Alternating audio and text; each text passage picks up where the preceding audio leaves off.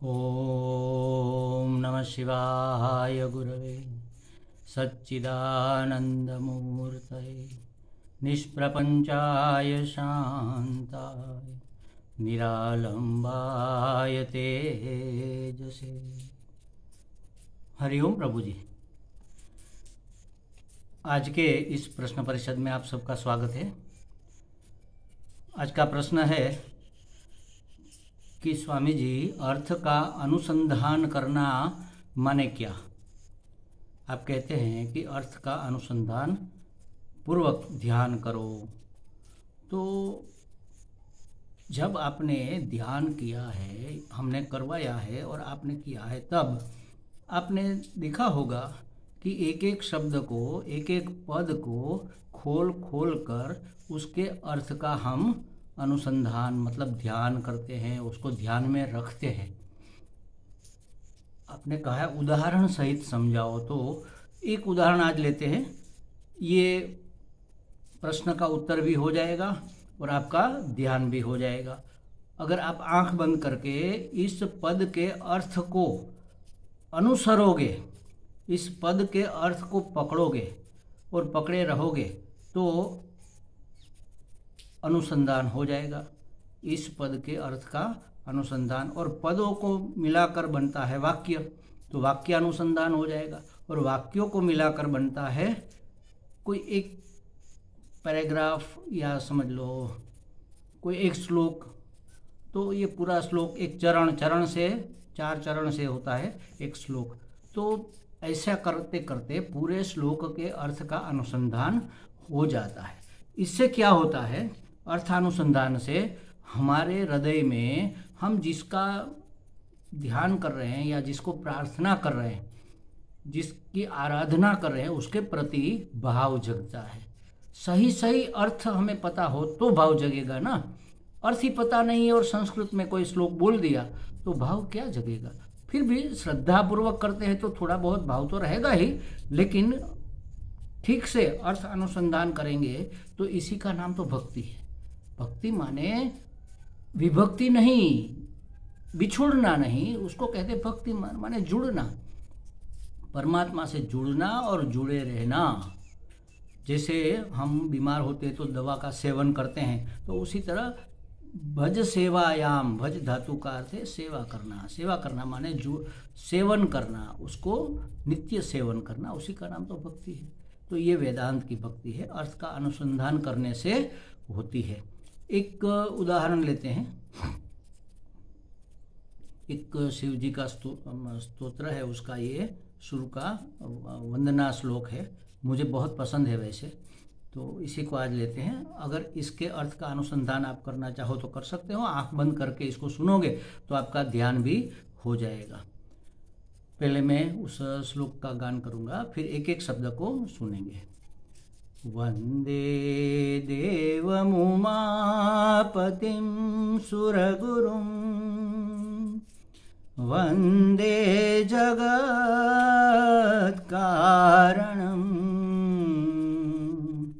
वंदे पन्नगभूषणं मृगधरं, वंदे पशूनां पतिं, वंदे सूर्यशशाङ्कवह्निनयनं, वंदे मुकुन्दप्रियं,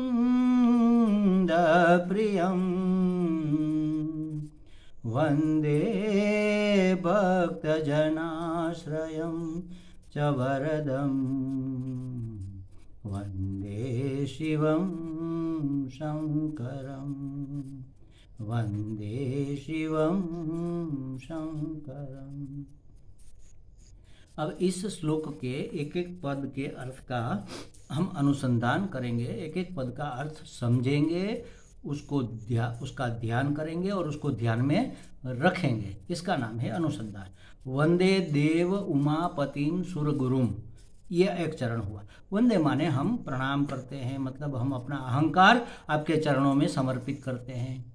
अब मैं हूँ, मैं करता हूँ, यह भाव भी नहीं रहेगा। इसी को कहते हैं समर्पण। वंदे देव, आप देव है, देव माने दिव्य है, पार्थिव नहीं है, हम सब पार्थिव है, ये जगत पूरा पार्थिव है, आप तो इससे ऊपर है, दिव्य है। तो दिव्य का मतलब यही है कि वो हर जगह व्याप्त है, उसी को तो दिव्य माने दैवी होता है, प्रकाश स्वरूप ज्ञान स्वरूप होता है, वह तो हर जगह व्याप्त होता है। वो पंच महाभूतों के पुतले की तरह किसी मर्यादा में बंधा नहीं होता। तो वंदे देव उमापतिम, उमापतिम माने पार्वती के पति शिव जी को अगर समझे तो, लेकिन यहाँ अर्थ है वंदे देव उमापतिम। उमा ब्रह्म विद्या का नाम है, तो उमापतिम माने ब्रह्म विद्या के स्वामी, जो हमें सत का ज्ञान कराए, चित्त का ज्ञान कराए, आनंद का ज्ञान, सच्चिदानंद अपने स्वरूप का जो ज्ञान कराए, वह है विद्या, वह है ब्रह्म विद्या। और उसके स्वामी कौन है? शिव जी है। वंदे देव उमापतिम सुरगुरुम, देव तो है, उमापति है, मतलब ब्रह्म विद्या के स्वामी है। अगर हमें कोई चीज़ चाहिए तो किससे मांगेंगे? उसके स्वामी से मांगेंगे। स्वामी है, उसके जो मालिक है वही तो हमें देंगे। धनपति होगा तो धन देगा, विद्यापति होगा तो विद्या देगा। ये ब्रह्म विद्या के स्वामी है, तो हमें ब्रह्म विद्या प्रदान करो, इसलिए हम आपको समर्पण करते हैं वंदे। और आप कैसे हैं? वंदे देव उमापतिम सुरगुरुम, देवों के भी गुरु है, देवों के भी देव है, महादेव है, सबके गुरु है। और विद्या तो हमेशा गुरु से ही ली जाती है।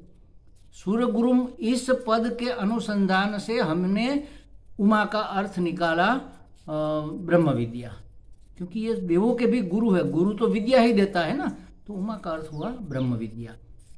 और केनोपनिषद में आता भी है अंत समय में ब्रह्म विद्या के परमात्मा उसके स्वामी है, ब्रह्म विद्या के। तो वंदे देव उमापतिम सुरगुरुम, ये पद हो गया। हे सुरों के, हे देवताओं के भी गुरु, आप ब्रह्म विद्या के स्वामी है, हम आपको वंदन करते हैं, माने कि हमें यह प्रदान कीजिए, हम आपसे ये उम्मीद रखते हैं। वंदे जगत कारणम, आप इस जगत के कारण हो, इसलिए भी हम आपको समर्पित करते हैं। कारण माने जिसमें से कार्य उत्पन्न हो, ये जगत कार्य रूप है, जगत के सभी विषय कार्य रूप है, जगत के सभी पदार्थ कार्य रूप है, जगत के सभी व्यक्ति कार्य रूप है, जगत के सभी घटनाएं परिस्थितियां कार्य रूप है। व्यक्ति, वस्तु, परिस्थिति, घटना सब कार्य है, तो कोई उसका कारण होगा, तो आप ही कारण है इसके। कारण माने इसके बीज, इसका मूल आप में। ऊर्ध्व मूल अधः शाखम, ऐसा गीता जी में जो कहा ना, ऊर्ध्व मूल माने उत्कृष्ट, उसका मूल तो उत्कृष्ट है, लेकिन उसकी जो शाखाएं हैं, मतलब उसका जो कार्य है वो अधम है, मतलब निकृष्ट है। तो निकृष्ट से उत्कृष्ट की ओर की यात्रा अगर करनी है तो इसको समझना होगा। वंदे देव उमापतिम सुरगुरुम, वंदे जगत कारणम, कारण उसको कहते हैं जिससे ये वस्तु बनी है और जिसमें समाती है। जैसे घड़े का कारण है मिट्टी, घड़ा किस में से बना है? मिट्टी से बना है। और किस में स्थित रहता है? मिट्टी में स्थित रहता है। और जब फूट जाए, टूट जाए, मिट जाए, तब किस में मिल जाता है? मिट्टी में मिल जाता है। तो जहाँ से निकला, जहाँ रहा और जहाँ गया, उसको कहते हैं कारण।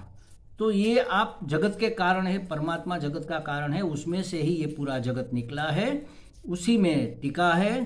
क्योंकि सच्चिदानंद स्वरूप अस्थि भाति प्रिय रूप तो ये नाम रूप है, अस्थि भाति प्रिय के सिवा ये नाम रूप और है क्या? यही तो है, नाम रूप से अस्थि भाति प्रिय तो अभिव्यक्त हो रहा है, ये तो हम बार बार कहते हैं। तो आप जगत के कारण है। दूसरा अर्थ ये भी हो सकता है कि महादेव रुद्र अवतार है, ब्रह्मा जी सर्जन करते हैं, विष्णु जी पालन करते हैं और महादेव रुद्र संहार उपसंहार करते हैं। तो कोई वस्तु जिसमें समा जाए यह उसका कारण होता है। जैसे घड़ा फूटा तो कहाँ गया? तो गया मिट्टी में, तो मिट्टी उसका कारण होगा। तो आप जगत के कारण है, माने कि आप में से जगत निकला है, आप परमेश्वर है, परम ईश्वर है। परम माने सबसे बड़े, ईश्वर माने शासन करने वाले, मतलब अनुशासन करने वाले, शासन से कह लो, अनुशासन करने वाले, चलाने वाले और समाने, अपने में समाने वाले आप जगत के कारण है। वंदे जगत कारणम, वंदे पन्नग भूषणम, आपने पन्नग माने सांप, सांपों का आभूषण धारण किया है। शिव जी के गले में सांप रहते, बाहु पर सांप, छोटे छोटे सांप बंधे हुए रहते हैं, कमर में भी सांप बंधा हुआ रहता है। तो पन्नग माने सांप, सांप जिसके आभूषण है। अब इसका अर्थ का अनुसंधान कैसे करेंगे? सांप माने जहरीले जंतु, जहर माने द्वेष का कारण, जहर माने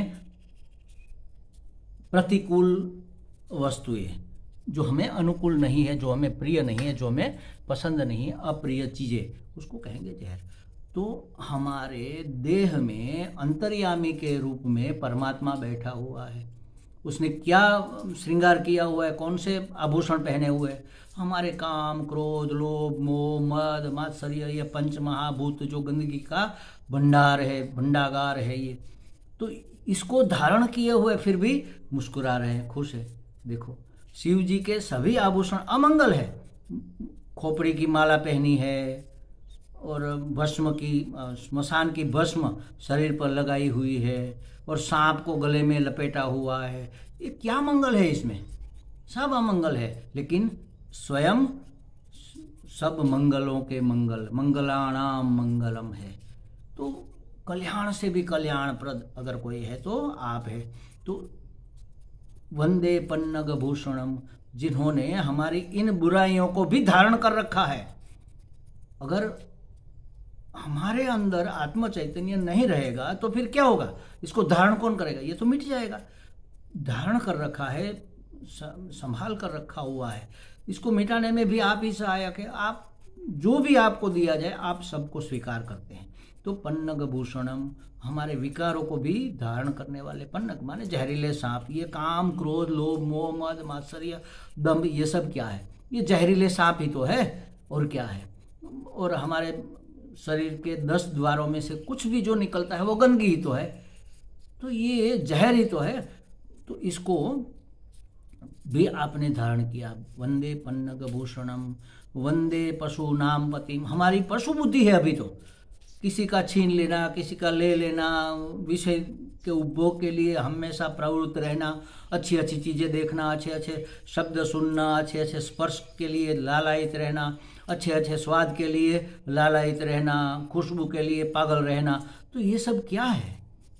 ये सभी हमारी पशु बुद्धि है, हमारी पशु वृत्ति है। और हम सभी पशुओं में से आ रहे हैं, हमने सभी जन्म लिए हैं, हर एक योनि में जाकर आए हैं, और उस योनि के अभी संस्कार रहे हुए हैं, उसको पशु बुद्धि कहते हैं। उसको निवृत्त करना है और मनुष्य बुद्धि को डेवलप करना है, और इसके बाद दैव बुद्धि, इसके बाद सर्वत्र बुद्धि, इसके बाद समत्व बुद्धि, ये हमें करना है। तो पशु बुद्धि को भी आपने धारण किया हुआ है। वंदे पशुनाम पतिम, हमारे पशु बुद्धि के आप स्वामी है, आपको वंदन है, आपको नमस्कार है, आपको समर्पण है। वंदे सूर्य शशांक वहनी नयनम, जिसके 3 नयन है, एक सूर्य रूप है, एक चंद्र रूप है, एक वहनी माने अग्नि रूप है। तो सूर्य रूप जो ये राइट आई होती है उसको सूर्य रूप माना जाता है। इसलिए कहते हैं ना सीधा सीधा बोलो, सीधा सीधा ही बोल रहे हैं ना, मतलब सही सही बोलो, सीधा माने सही। तो ये जो दाहिनी आँख है इसको सूर्य नाड़ी, सूर्य ज्योति कहते हैं। ये लेफ्ट जो आई है उसको चंद्र ज्योति कहते हैं। और यहाँ पर एक होता है हमारी थर्ड आई, उसको कहेंगे क्या कहते हैं उसको, अग्नि स्वरूप है वह, वो सबको जलाकर शुद्ध कर देती है। सुवर्ण में जब कोई मिश्रित धातु होती है ना तो उसको शुद्ध करने के लिए पहले उसको पिघलाते हैं, फिर उसमें से चांदी या तांबा या रूपा या जो भी है उसको अलग करते हैं। तो ये अग्नि स्वरूप हमारी जो आँख है, ये विवेक आँख, विवेकवती आँख, जिसको योग की भाषा में आज्ञा चक्र कहते हैं, ये यहाँ पर है। ये वाहनी रूप, विवेक रूप जो तीसरी आँख है, इंट्यूशन, प्रेरणा अंदर से होती है ना, नहीं ऐसा करेंगे तो ये दिक्कत हो जाएगी। किसने बताया? हमारी थर्ड आई ने बताया। तो ये हमारे शरीर में भी आपने धारण कर रखी है, आपने तो धारण की है। शिव जी का स्वरूप देखो आप, 2 आंखें और एक तीसरी आंख भी होती है, तो हमारे शरीर में भी आपने इसको धारण कर रखा है। आत्मदेव है ना, तो वहने वंदे सूर्य शशांक वहनी नयनम, ये 3 प्रकार के नयन को धारण करने वाले आपको हम नमस्कार करते हैं। वंदे मुकुंद प्रियम, मुकुंद कृष्ण का नाम है, परमात्मा विष्णु का नाम है। शिव जी के आराध्य कृष्ण विष्णु है और विष्णु के आराध्य शिव जी है। तो राम जी कह लो, कृष्ण कह लो, विष्णु का कोई भी अवतार ले लो, और शिव जी के आराध्य वही है और उसके आराध्य यही है। तो जिन्होंने अपने हृदय में कृष्ण को धारण कर रखा है और कृष्ण के हृदय में जो जाकर बैठे हुए हैं, परस्पर है। वंदे मुकुंद प्रियम, मुकुंद को जो प्रिय है मतलब उसको शिव जी प्रिय है, या तो मुकुंद प्रियम जो जिसको मुकुंद प्रिय है तो वो शिव जी है। तो ऐसे है परमात्मा, हम आपको वंदन करते हैं। माने हरि हर दो अलग नहीं है, शिव और कृष्ण अलग नहीं है। वैष्णव और शैव एक दूसरे को काटने को दौड़ते हैं। अरे भाई आप दोनों एक ही हो, आपका वो आराध्य है, उसके आप आराध्य हो, ये नहीं समझते हैं। तो इसीलिए यहाँ का वंदे मुकुंद प्रियम, मुकुंद को जो प्रिय है और जिसको मुकुंद प्रिय है, ऐसे आपको हम समर्पण करते हैं, वंदन करते हैं, नमस्कार करते हैं। वंदे भक्त जनाश्रयम च वरदम, भक्त जन के जो आश्रय है, हमारा एक ही तो आश्रय है परमात्मा, और किसके आश्रय में जाएंगे? नित्य आश्रय कोई भी नहीं है, टिकते नहीं है ना। मकान बनाया, बंगलो बनाया, वो नित्य थोड़ी रहने वाला है। या तो हम मिट जाएंगे या वो मिट जाएगा। हम मानो 100 साल जिएंगे, वो 300 साल जिएगा, तो 300 साल के बाद मिटेगा। तो कोई परमानेंट आश्रय नहीं है, या तो बेच देना पड़ेगा, खाली करना पड़ेगा, जरूरत पड़ गई तो फिर पैसों की तो फिर बेच दिया, झोपड़ी में रहने के लिए चले गए। तो कोई आश्रय हमारा नित्य नहीं है, ये परमात्मा ही है भक्त का आश्रय। वंदे भक्त जन आश्रयम, भक्त जन के जो आश्रय है, वंदे भक्त जन आश्रयम च वरदम, और वरद देने, वरद वर माने श्रेष्ठ, श्रेष्ठ देने वाले। वरद वरदान का मतलब ही श्रेष्ठ होता है। भगवान कहेंगे कि वरदान मांगो तो हम क्या मांगेंगे? जो निकृष्ट है वो दे दो, ऐसा नहीं कहेंगे। जो सर्वोत्कृष्ट है वही चाहिए हमें, क्योंकि मनुष्य की बुद्धि श्रेष्ठ की पक्षपाती। वरदम, श्रेष्ठ प्रदान करने वाले है परमात्मा, हम आपको वंदन करते हैं। परमात्मा श्रेष्ठ प्रदान करने वाले हैं, तो फिर निकृष्ट कैसे प्रदान करेंगे? प्रदान ही श्रेष्ठ करने वाले हैं, दया निदान है, तो दया के सिवा और क्या करेंगे? वरदान देने वाले, श्रेष्ठ देने वाले हैं, तो फिर श्रेष्ठ के सिवा निकृष्ट कैसे दे सकते हैं? लेकिन हमारे जीवन में तो ये निकृष्ट है, ये हमारे लिए श्रेष्ठ है। भगवान ने जो हमें दिया है वह वरद है, सर्वश्रेष्ठ है, हमारे लिए सबसे श्रेष्ठ यही है। हमारे अधिकारित्व के अनुसार यही हमारे लिए सर्वश्रेष्ठ। इससे अगर ज़्यादा श्रेष्ठ होगा तो हम उसको पचा नहीं पाएंगे। एसिड को डाइल्यूट करके यूज़ किया जाता है, हमारी कैपेसिटी के अनुसार उन्होंने दिया है। श्रेष्ठ का मतलब ज़्यादा नहीं है, श्रेष्ठ का मतलब गुण वृद्धि वाला हो। जैसे मक्खन है, समझो बच्चों को दिया जाता है, लेकिन उसको 250 ग्राम मक्खन खिला देंगे तो क्या होगा? डायरिया हो जाएगा। श्रेष्ठ है ना, क्यों डायरिया हो गया? क्योंकि उसकी कैपेसिटी के अनुसार उसका कोटा होता है। तो हमारी कैपेसिटी के अनुसार आपने हमें जो दिया है श्रेष्ठ है। वंदे भक्त जनाश्रयम च वरदम, भक्त जनों के आश्रय है और श्रेष्ठ देने वाले हैं, वरदान देने वाले हैं। वर माने श्रेष्ठ का दान देने वाले हैं। आपने जो दिया है श्रेष्ठ है। वैसे भी सोचो आप, हमारा क्या अधिकार है, हमारी क्या कैपेसिटी है। हमारे अधिकार से, हमारी कैपेसिटी से हजार हजार गुना, लाख लाख गुना परमात्मा ने हमें दिया है। तो कितना कृपालु है वह। तो इसलिए कहा वरदम और च वरदम। वंदे शिवम सुंदरम, आप कैसे हैं? शिव स्वरूप है, कल्याण स्वरूप है, इसलिए भी हम आपको वंदन करते हैं। और शंकरम, सम माने समान कर देना, कोई ऊंच नीच न रखना। हमारे मन में उत्पात कब रहता है? जब कुछ ऊपर नीचे रहता है तब। मन जब शांत होता है तो सम होता है, तभी शांत होता है। शांत है तो प्रसन्न है, बिल्कुल मन में शांति है तो प्रसन्नता है। अगर कोई ऊंच नीच बात है मन में तो शांति नहीं रहेगी, असम रहेगा।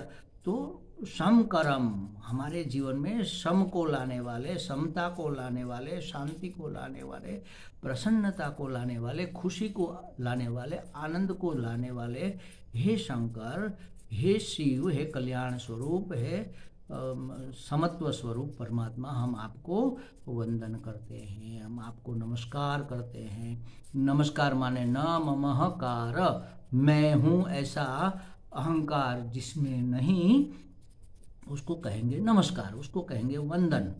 न ममहकार माने समर्पण, मैं आपको समर्पित हूँ। समर्पित हूँ का मतलब क्या हुआ कि आपकी योजना के अनुसार चलूँगा। परमात्मा की योजना क्या है? सबका कल्याण। वो तो कल्याणप्रद ही है, शिवम है, उसका नाम ही शिव है, कल्याण ही उसका नाम है, तो वो अकल्याण कैसे करेगा? तो सबका जिसमें कल्याण है वह परमात्मा की योजना है। तो हम आपकी योजना के अनुसार चलेंगे। इसी का नाम है वंदन, इसी का नाम है समर्पण, इसी का नाम है नमस्कार।